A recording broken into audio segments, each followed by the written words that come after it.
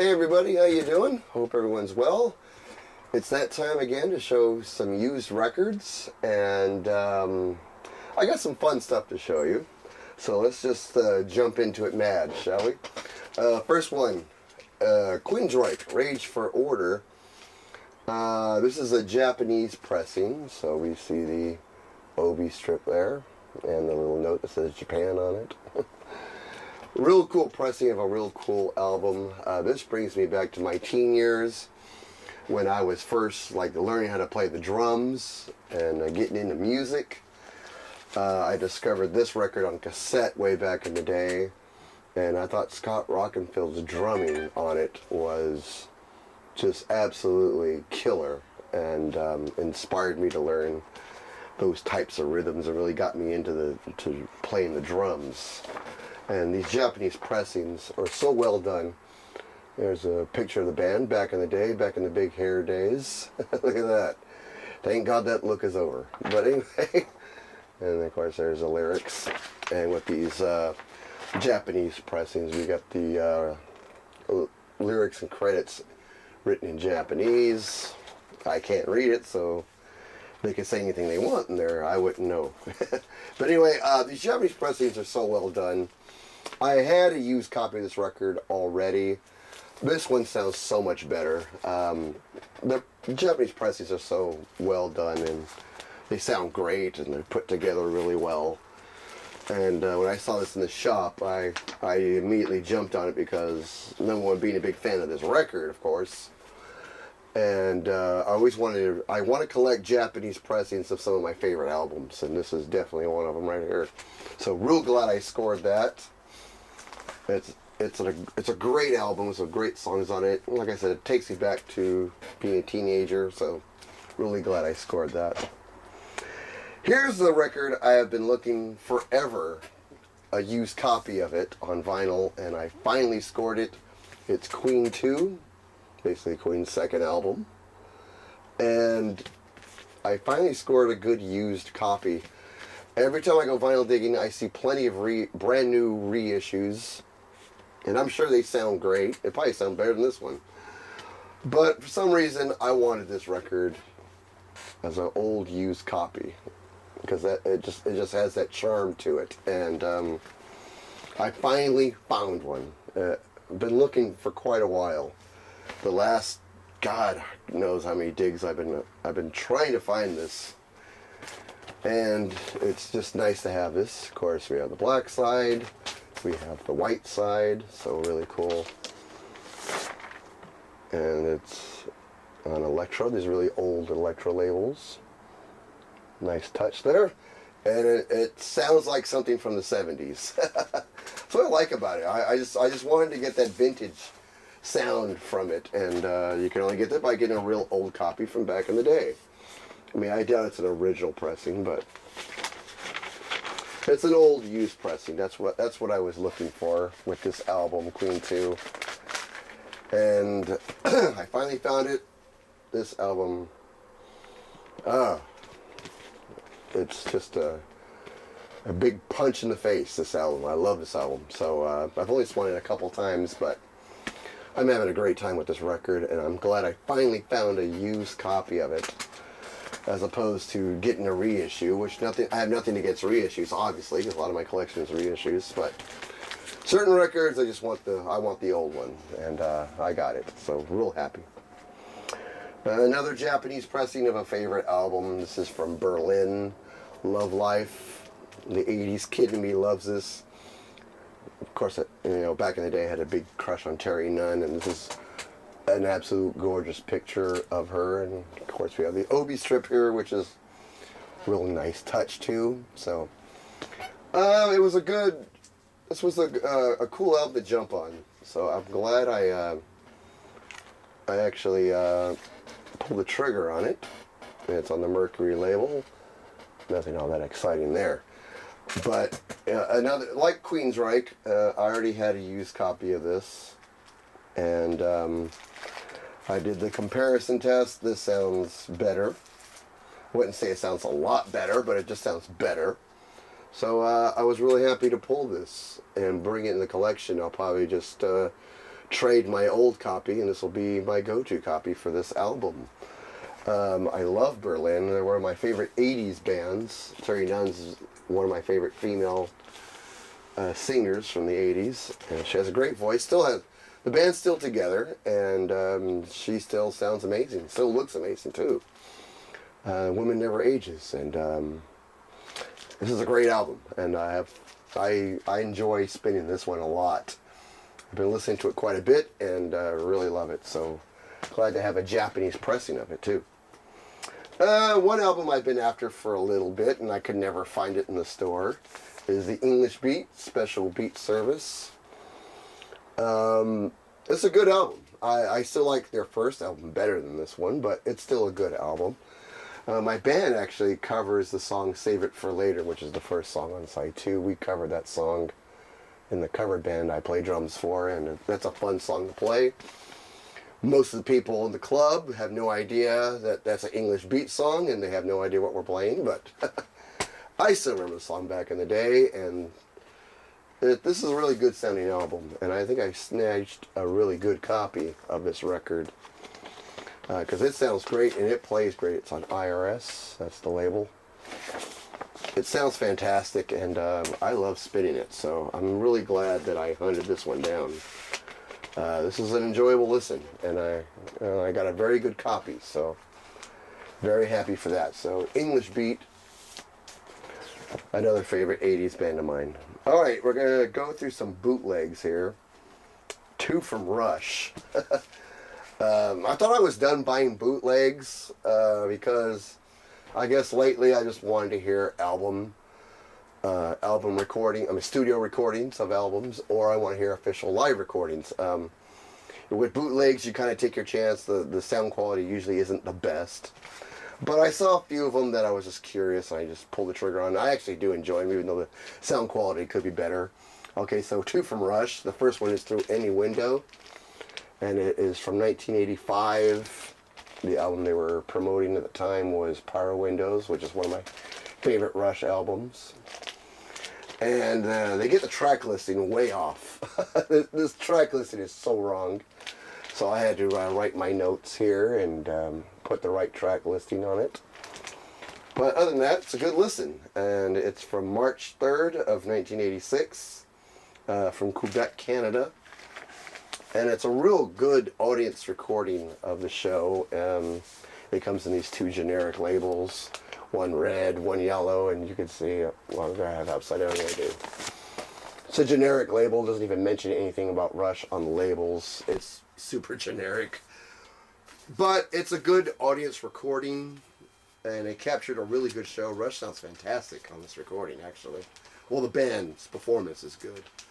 Like I said, the sound quality could be better, and it does open up. I have to reveal the 2 records. So 2-record bootleg, so very nice. And like I said, the band really sounds good on it. You can tell how tight they are.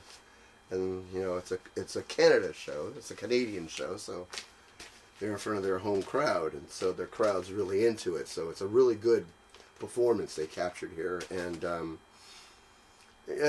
decent sound quality. You got to crank it up a bit, but you can get a decent mix out of it. That's what I always liked about it. So really nice, really nice. And the next one is called Rush Pink Top. And it's actually Rush at the Pink Pop Festival in the Netherlands, June 4th, 1979. And it's a 1L, there's only 1 record in this one. And we get the, again, generic labels. Doesn't mention much about the recording itself, but in fact, I have a Genesis bootleg that has these labels too. So, but this one also is an audience recording, but it's a decent audio recording. I wouldn't say it's great, but it's decent. You can get some enjoyment out of it. And there was no information whatsoever as far as track listing and venue and blah blah blah. So I had to go and write my notes again, just so I know what I'm listening to, and I throw it on the turntable. But this is also a really good live performance from Rush from the late 70s.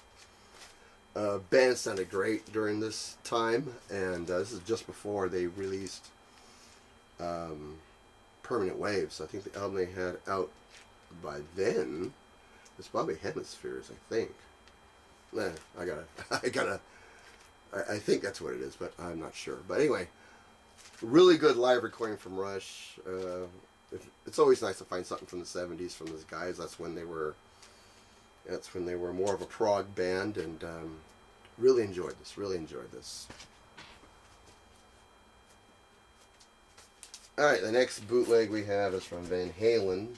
This one's called Rock Express. It's from 1988. Yeah, Alpine Valley, Wisconsin. May of 1988. The start of the Monsters of Rock tour. And, excuse me.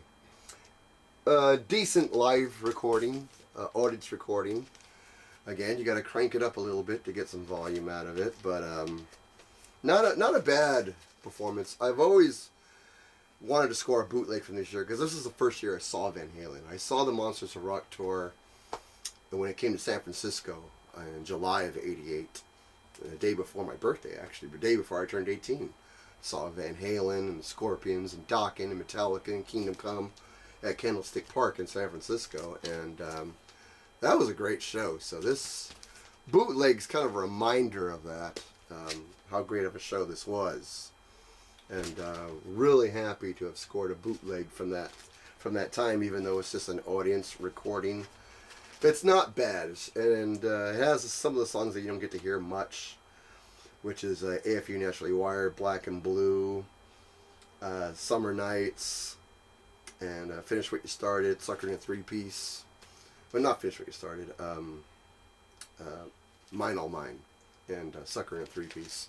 Some of the songs that weren't featured much on official Van Halen live records. So I was really happy to score this. It's a really good bootleg. Alright, some 12-inch singles. This one's from Modern English, I Melt With You. And I've never seen this on a 12-inch single before. That's why I was real curious to grab it, so real glad I did. On the B-side we have Life in the Glad House, and Someone Is Calling. And it's on the Cider label, so... Yeah, I mean, a classic 80s song. Again, my cover band covers the song. That's probably why I like the song so much. And the B-song sides are really good. I mean, the B-side songs are really good on it. And sounds great on the turntable. It's a great classic 80s song. And I Melt With You has always been one of my favorite 80s tunes. As well as this one from Simple Minds, from the Breakfast Club, Don't You Forget About Me. In fact, there's the Breakfast Club picture there. This is a German pressing of the single, 12-inch single. And I just never seen this cover before. And it looked cool to me, and I just thought I'd grab it. Sounds great on here, too.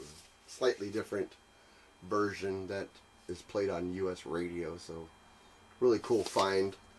And really glad I grabbed it just for the different version of it.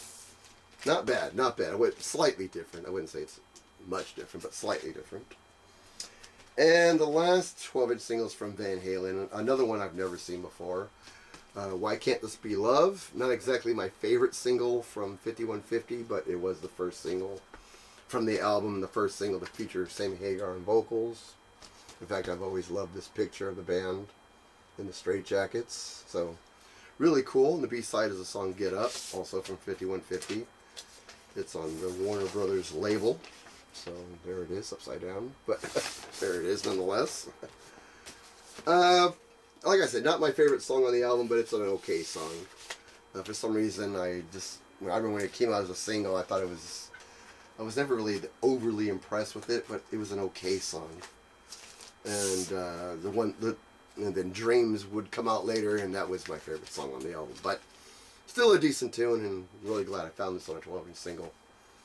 Okay, let me show you a few 7-inch records, and I'll be out of your hair. From Mike and the Mechanics, Word of Mouth, something I never get to see on a 7-inch single. So I was really happy to score that. Like, I don't have enough Genesis and Genesis family vinyl, but this is a rare find, and really glad I got it. It's on the Virgin label.